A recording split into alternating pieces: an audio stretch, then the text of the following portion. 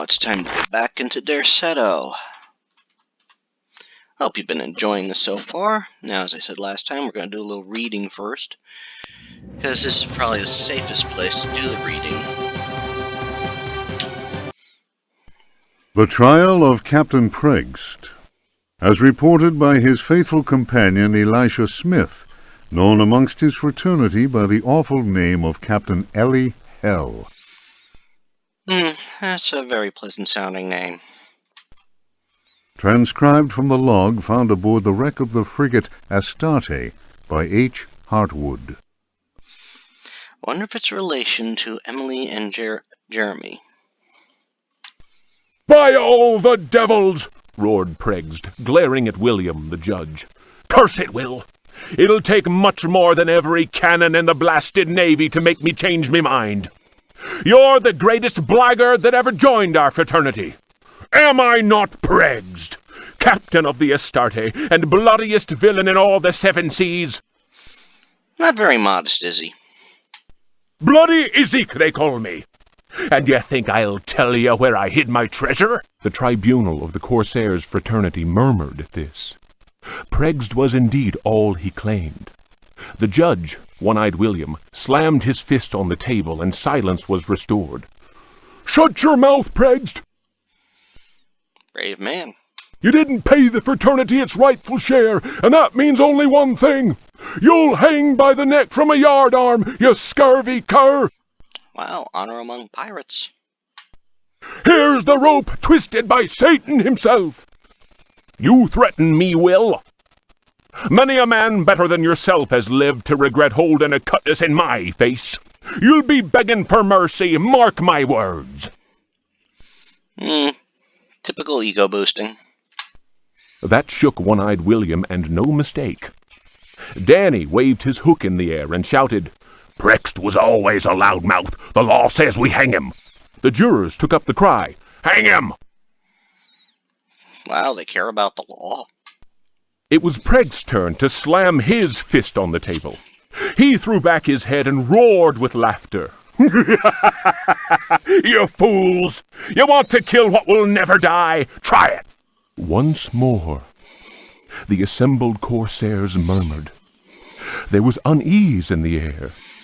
They remembered what happened to Chuck, the gizzard slitter, the man who opened his mouth once too often. Loose lips sink ships.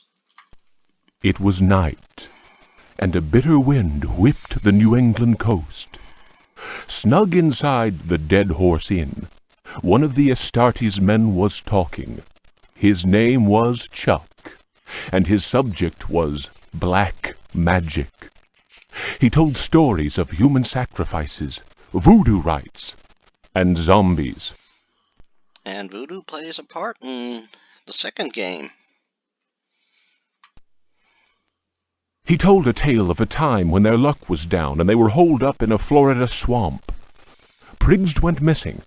When he returned, he shouted, "'Tis the devil that guides us now, me hearties!" Cheerful. Whether that was true or not, the Astarte began taking loot after juicy loot. The favorite song of the Astarte's men, "Crash the Bones," was replaced by a new one. Oh, I wonder if it was colorful as Crash the Bones. "A skull, go to port, saber, to starboard. Pass over that will, and with death you'll deal. If you cut a rope, cut the right, I hope, or then, I don't mind, the death you will find." I know those first 2 lines is very important. A skull go left, a saber go right. And that's how you can easily remember port and starboard. Port and left have the same number of letters. The next day, as you may have guessed, Chuck's body was found with a dagger plunged between his shoulder blades. Chuck's face was fixed in a ghastly grin. Molten lead had been poured down his throat. Sounds like overkill.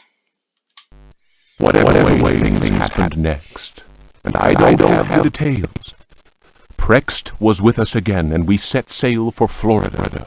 We anchored the frigate not far from New Orleans.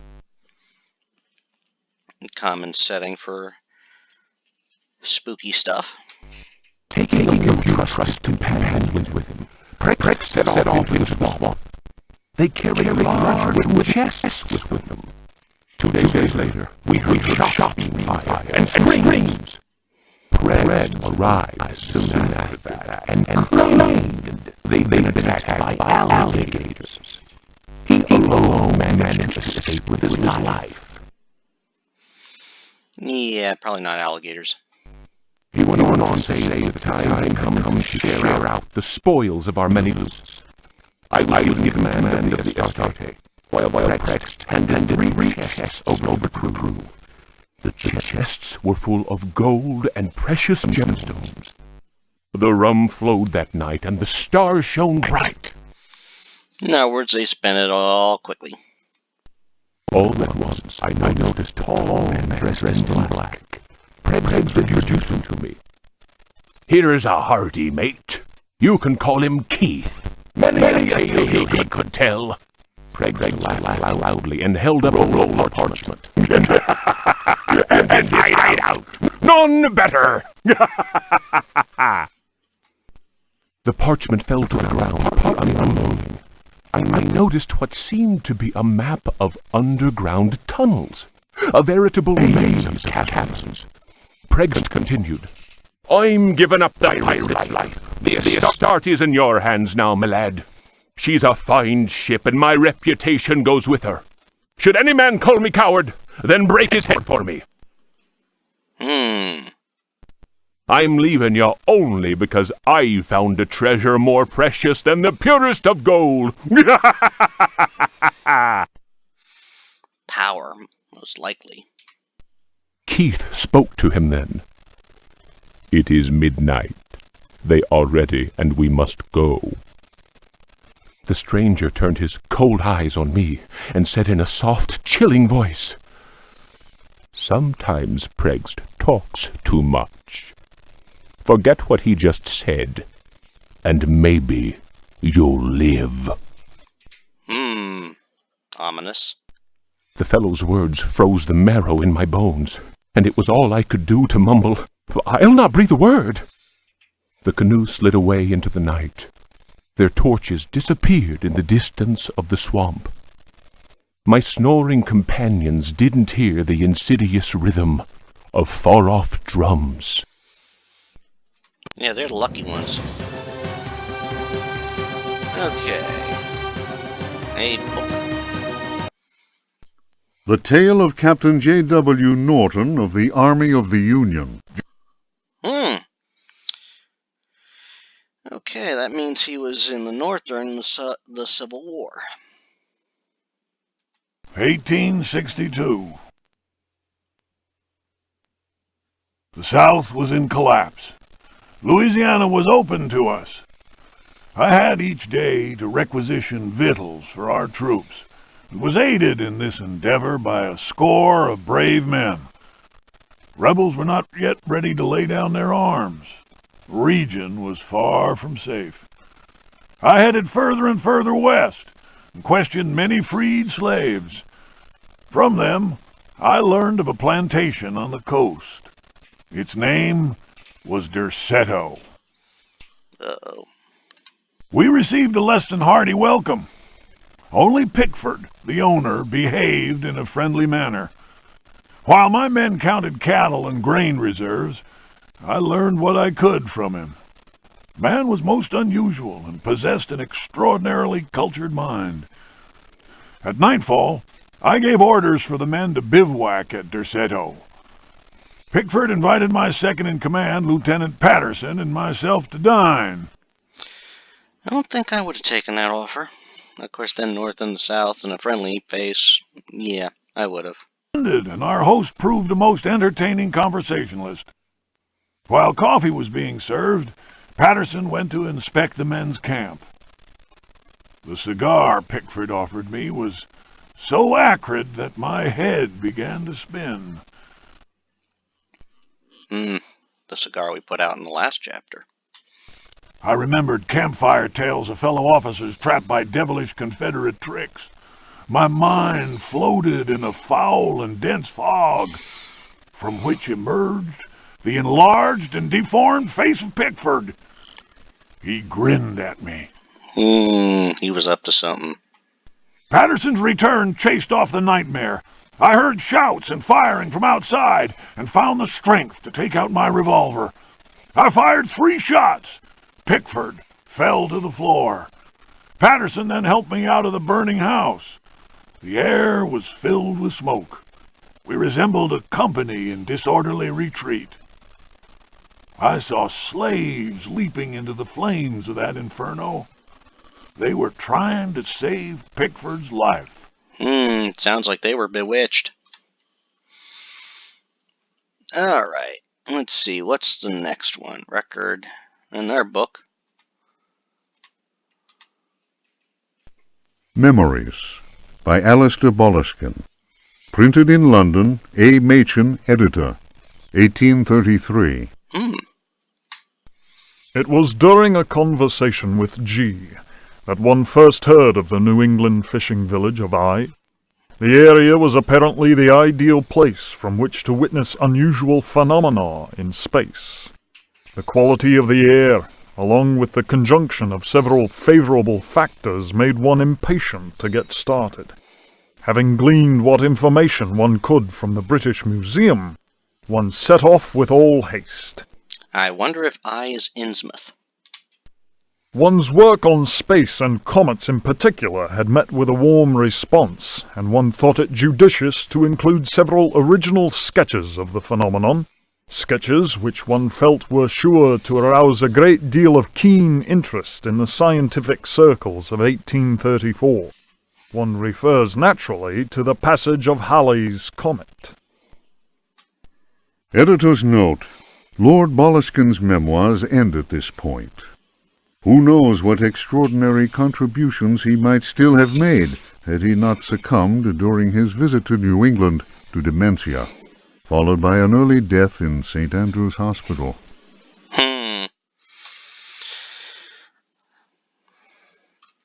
Now, it's a convenient lie. Okay, let's get rid of that. Look at that, it hit a wall.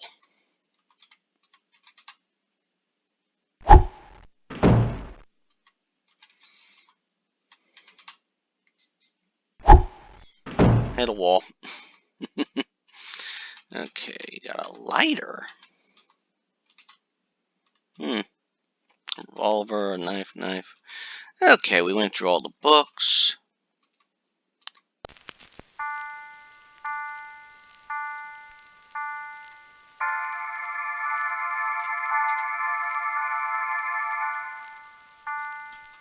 Okay. I believe the dance of death is needed at some point, and now we go into this room. And, time to equip that sword.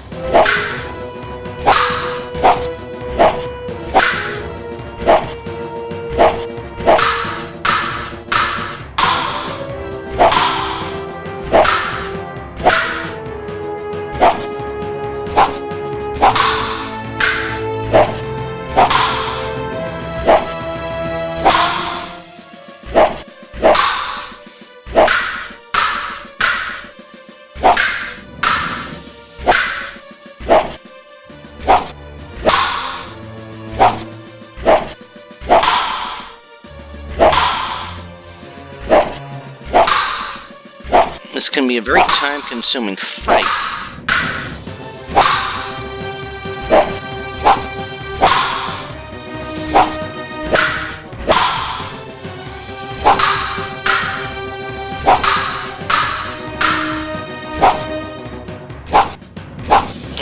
time you knock him back, it's a...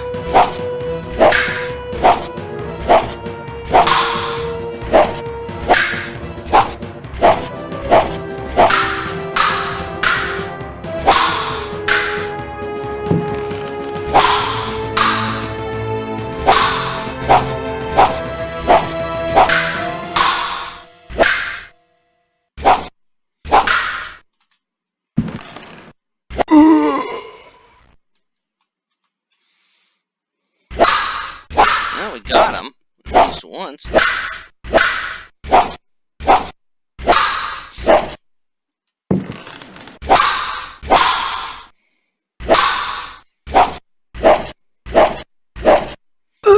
And he just got me there.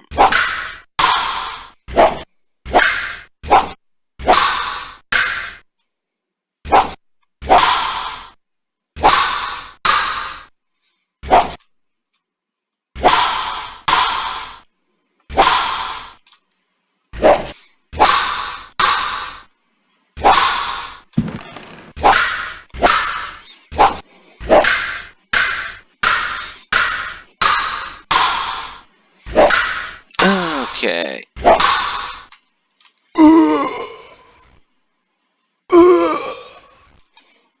Oh no. Can I do it now or not?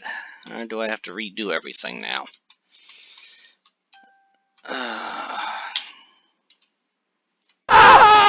No, it's too late. He got me. And here you see your standard death screen. I was hoping to do this without death. As the zombie drags you off,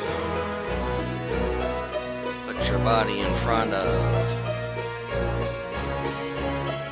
on the altar in front of.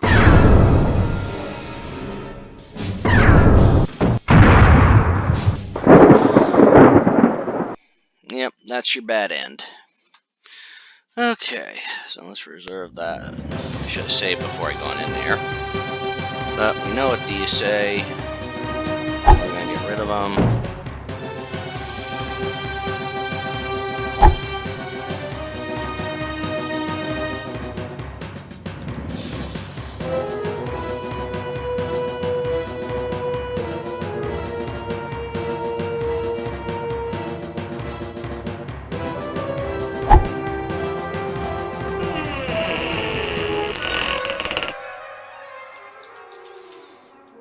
Okay, let's try this again against this guy.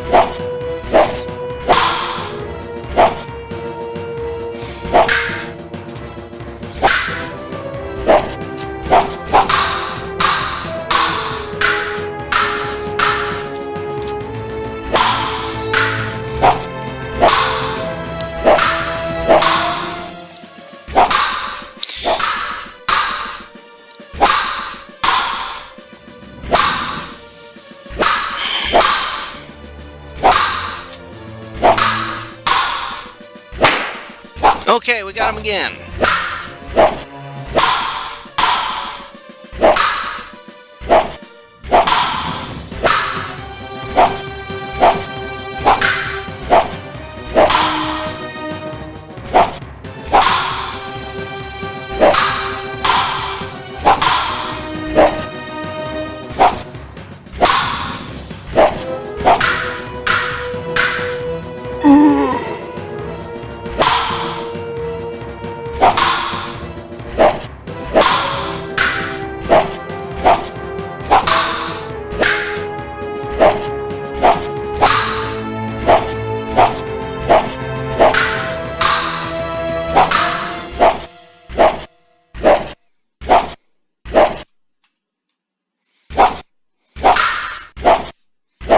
Okay, we can get him.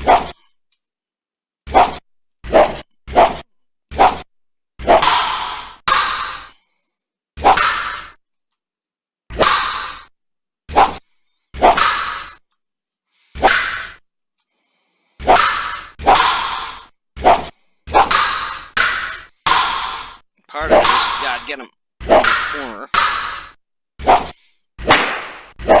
Got him again.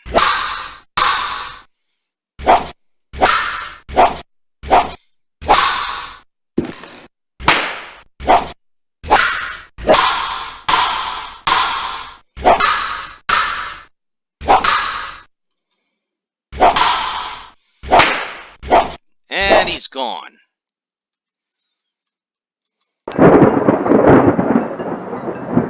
A key.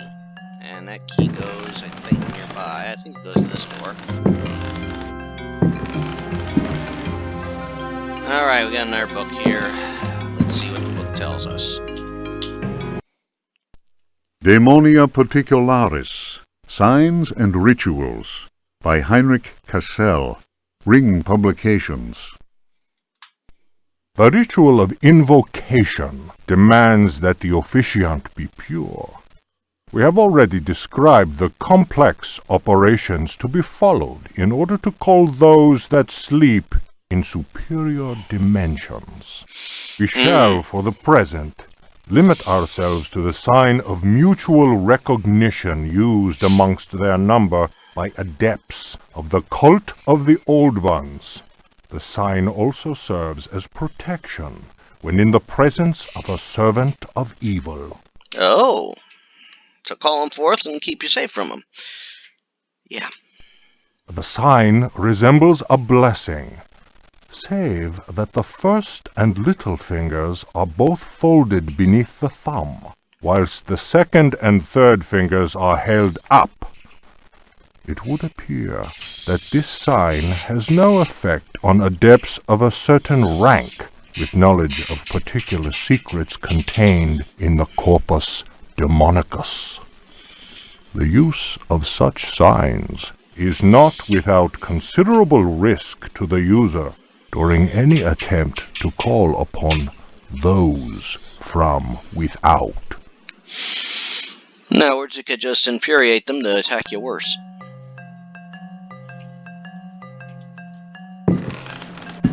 Anything else there? No. Okay.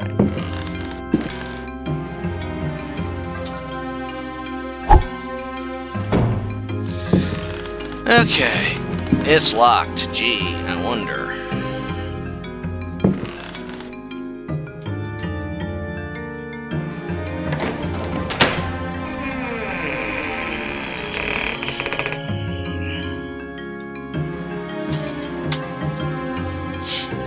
Now we no longer need that.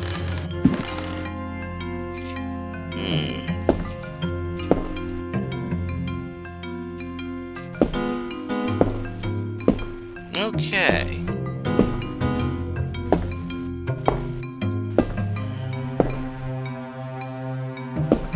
Let's see. This will open up to the garden. Yeah. Yeah, we don't want to go in there.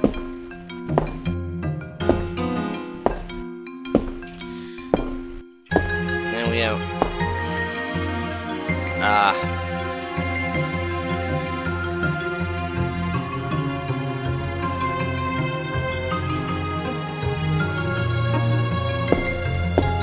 Of course. Let's get that key back. Because we have... I want to unlock this door.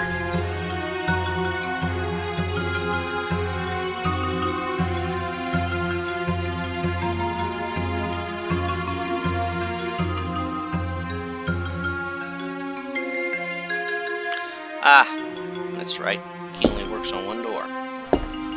Okay, now it's time to save the game.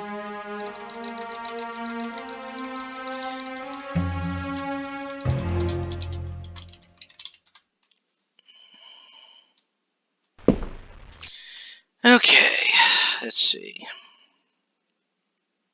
Is it this record? They do not like the blue Danube.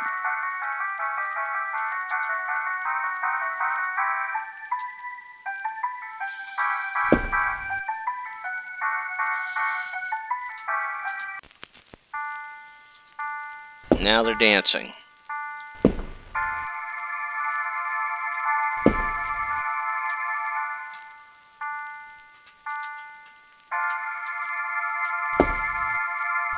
You do not want to bump a dancer.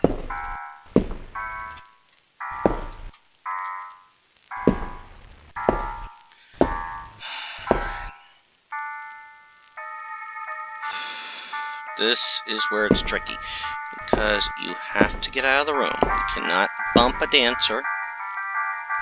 If you do, you unleash Shambler Hell.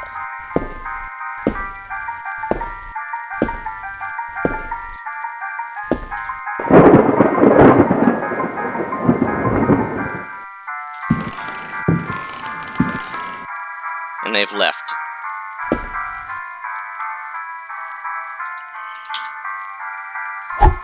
Yeah, throw the vinyl. It doesn't crack. Alright.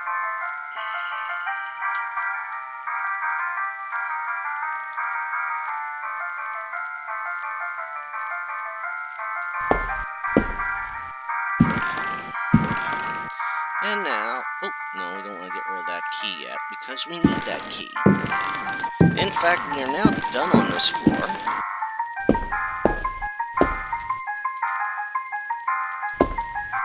And now it is time to start into the end area. And I think what we're going to do, we're going to get down there at least.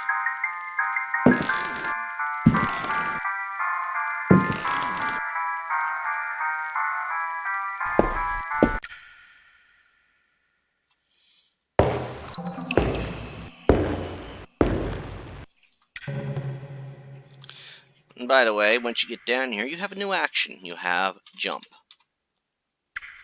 Now, before we go any farther, I'm going to eat these biscuits.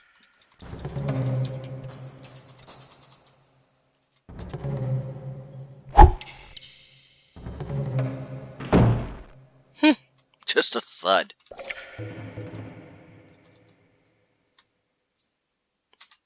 I'm going to have that at the ready.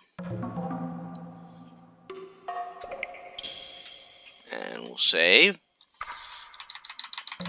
Because this bridge is a one-shot only cross.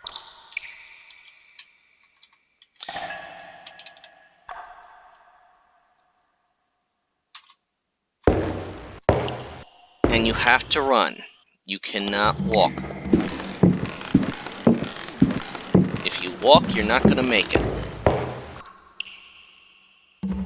And we're across. No way back.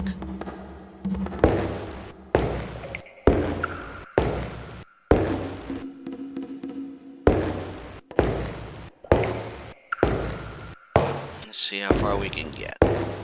And we'll have to run soon. In fact, it's coming up because we have the Chthonian.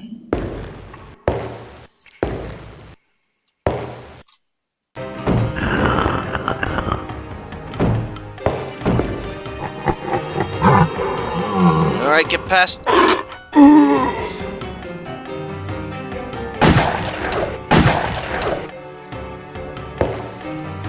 And the Chthonian is now going through that. And in fact, we gotta wait. Plain and simple.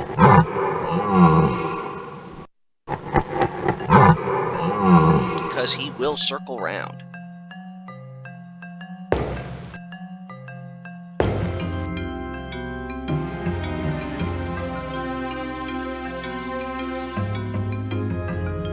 This is a bit of a circular tunnel, and this is why I'm waiting for him. Because once he gets to here, he can go back where he went in at and get through there. And by the way, where he came out of, come on, Chthonian, I know you're coming.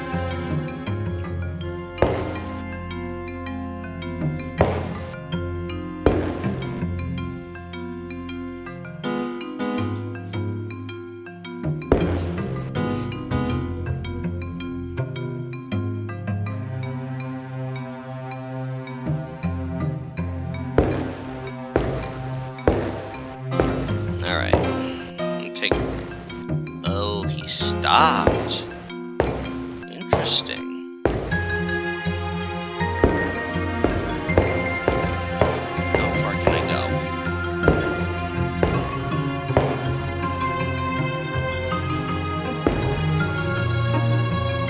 want to save this right now.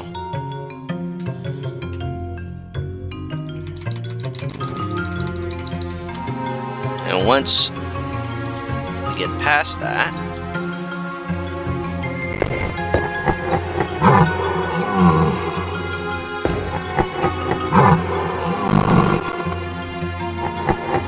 there he is. That's what I want to see.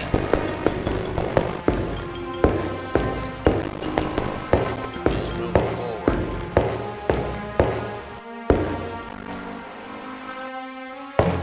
And now we are past the worm.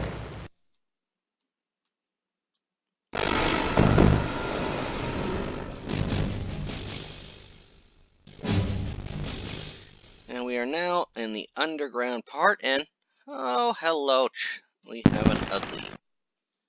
That's a deep one. But you know what? He can't reach me.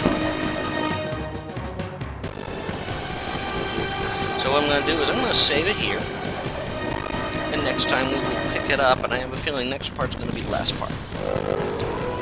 Hope you've been enjoying this so far, and if you want to see more, you can subscribe. I've got tons of these games to go through.